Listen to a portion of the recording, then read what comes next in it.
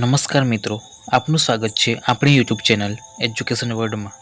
આજે આપણે જોવાના છે એક મહત્વનો ટોપિક જે ગુજરાતની તમામ પરીક્ષાઓ માટે ખૂબ જ ઉપયોગી છે। હા દોસ્તો, આપણે જોવાના છે ગુજરાતના નવા બનેલા 17 તાલુકા। વિડીયોમાં શરૂઆતથી અંત સુધી બન્યા રહેજો। વિડીયો પસંદ આવે તો વિડીયોને લાઈક કરો અને વિડીયોને વધુને વધુ શેર કરો, જેથી ગુજરાતના તમામ વિદ્યાર્થીઓ સુધી આ વિડીયો પહોંચે।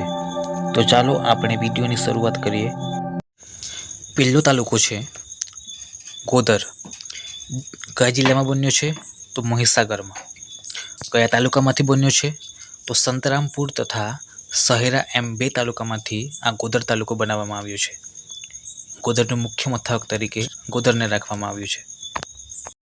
નંબર 2, કોઠંબા। કયા જિલ્લામાં બન્યો છે તાલુકો? તો પંચમહાલમાં બન્યો છે। કયા તાલુકામાંથી બન્યો છે એમ પૂછે તો લુણાવાડા। મુખ્ય મથક તરીકે કોઠંબાને રાખવામાં આવ્યું છે। નંબર 3, ચિકદા। કયા જિલ્લામાં બન્યો છે તાલુકો? તો નર્મદામાં બન્યો છે। કયા તાલુકામાંથી બન્યો છે? તો ડેડિયાપાડામાંથી। એનું મુખ્ય મથક તરીકે તો ચિકદા। નંબર 4, નાનાપોંડા। કયા જિલ્લામાં બન્યો છે? તો વલસાડમાં। કયા તાલુકામાંથી બન્યો છે? તો વાપી ગ્રામ્ય, કપરાડા અને પારડી એમ 3 તાલુકામાંથી આ નાનાપોંડા તાલુકો બન્યો છે। એનું મુખ્ય મથક તરીકે તો નાનાપોંડાને રાખવામાં આવ્યું છે। નંબર 5, રાહ। કયા જિલ્લામાં બન્યો છે તાલુકો? તો બનાસકાંઠામાં। કયા તાલુકામાંથી બન્યો છે? તો થરાદમાંથી। એનું મુખ્ય મથક તરીકે તો રાહ। નંબર 6, ધરણીધર। કયા જિલ્લામાં બન્યો છે તાલુકો? તો બનાસકાંઠામાં। કયા તાલુકામાંથી બન્યો છે? તો વાવ તાલુકામાંથી। એનું મુખ્ય મથક તરીકે તો ઢીમા। નંબર 7, ઓગળ। કયા જિલ્લામાંથી બન્યો છે? તો બનાસકાંઠામાંથી।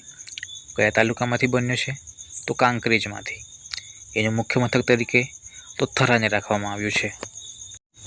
નંબર 8, હળાદ। તો કયા જિલ્લામાં બન્યો છે? તો બનાસકાંઠામાં। કયા તાલુકામાંથી બન્યો છે? તો દાંતામાંથી। એનું મુખ્ય મથક તરીકે તો હળાદને રાખવામાં આવ્યું છે। 9મો તાલુકો તો ગોવિંદ ગુરુ લીમડી। કયા જિલ્લામાં બન્યો છે? તો દાહોદમાં। કયા તાલુકામાંથી બન્યો છે? તો જાલોદમાંથી બન્યો છે। એનું મુખ્ય મથક તરીકે તો લીમડીને રાખવામાં આવ્યું છે। નંબર 10, સુખસર। કયા જિલ્લામાં બન્યો છે? તો દાહોદમાં। કયા તાલુકામાંથી બન્યો છે? તો ફતેપુરામાંથી। એનું મુખ્ય મથક તરીકે તો સુખસર। નંબર 11, કધવાલ। કયા જિલ્લામાં બન્યો છે? તો છોટાઉદેપુરમાં। કયા તાલુકામાંથી બન્યો છે? તો જેતપુર પાવીમાંથી બન્યો છે। એનું મુખ્ય મથક તરીકે તો કધવાલને રાખવામાં આવ્યું છે। 12મો તાલુકો તો ફાગવેલ। કયા જિલ્લામાં બન્યો છે? તો ખેડા જિલ્લામાં। કયા તાલુકામાંથી બન્યો છે? તો કપડવંજ અને કઠલાલ એમ 2 તાલુકામાંથી આ ફાગવેલ તાલુકો બનાવવામાં આવ્યો છે। એનું મુખ્ય મથક તરીકે તો કપડી વાવ અથવા ચીખલોડને રાખવામાં આવ્યું છે। નંબર 13, શામળાજી। કયા જિલ્લામાં બન્યો છે? તો અરવલ્લી જિલ્લામાં। કયા તાલુકામાંથી બન્યો છે? ભિલોડામાંથી। એનું મુખ્ય મથક તરીકે તો શામળાજીને રાખવામાં આવ્યું છે। નંબર 14, સાઠંબા। કયા જિલ્લામાં બન્યો છે? તો અરવલ્લી જિલ્લામાં। કયા તાલુકામાંથી બન્યો છે? તો બાયડમાંથી। એનું મુખ્ય મથક તરીકે તો સાઠંબાના। નંબર 15, ઉકાઈ। કયા જિલ્લામાં બન્યો છે?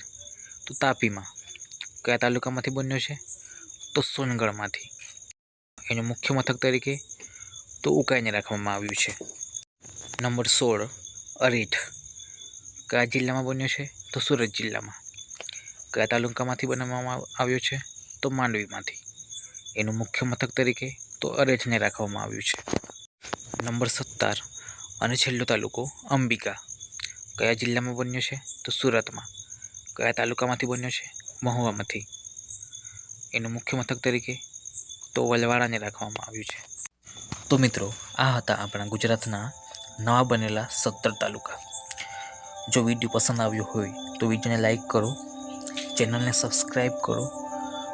આગળ મળીશું નેક્સ્ટ લેક્ચરમાં નવા વિડીયો અને નવા ટોપિક સાથે। ત્યાં સુધી જય હિન્દ, જય ભારત.